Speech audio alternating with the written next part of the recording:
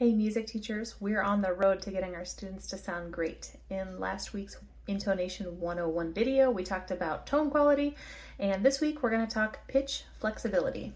So if you're a band, choir, or orchestra director and you're struggling with your students' intonation, then you should hit like and follow or subscribe and follow along as I take you through every step that I use to make sure my students are developing good intonation.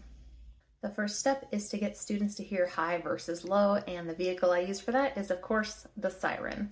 My brass players do this from day one when I'm teaching them about partials, and if you're a vocal teacher, you probably already have your students do this too. With brass players, now it's time to refine it down to a smaller siren, and you can do it with reed players on mouthpiece and neck for saxophone, mouthpiece and barrel for clarinet, just on reeds for double reeds. And with flute, you can teach them about rolling in and out to adjust pitch a little bit. And it's super fun in the beginning because they get to make these sounds. And you just teach them about their muscle control and which way to adjust their muscles in order to get the pitch to go up or down. If you're on strings, of course, you can start to have them adjust those pitches by moving back and forth on the string, getting their muscles in their ears to match up versus when does it go high, when does it go low.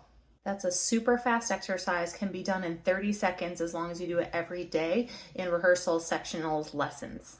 And if you're working in a large ensemble, you should have your percussionists sing so they're developing their ears too, because they'll need them later on for timpani. The way I do this with groups is to just use hand signals to go up and down. And eventually you can start going a little up and a little down. In the beginning, keep it really wide so even the kids who have a hard time hearing pitch can hear that difference. And then slowly make sure that you're coming down to a smaller interval. Then and only then do I introduce the tuner into the ensemble, because once they can already hear the variations in the pitch, then I want them to start matching that up with the lights going either way on the tuner. So I'll hook up one to the projector in the room so everybody can see it, and then I have a few individuals demonstrate, and then we just do that every day or so. I tune another section so that we can watch the lights go and they can start to make that connection from their ear to what's happening on the tuner. This is an important process because some kids will figure this out on their own. And as musicians, you and I probably figured this out on our own. What happens if I do this? Because we spend a lot of time with our instrument or our voice and we're able to make that discovery. But a lot of students do not do this independently. So it's important to teach it explicitly.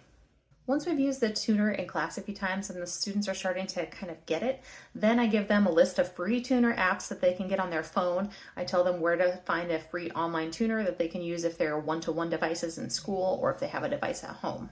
Now, especially with young kids in large ensembles, I don't tune every student every day because that would just take forever.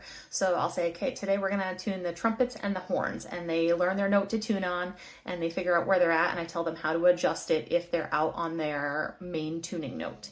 Push in, pull out, do this or that. So now that the students are learning how to use electronic tuners, next week I will have a couple of free resources for you in teaching how to get them to use them consistently and adjust when they are flat or sharp. That's it for today. Catch you next time.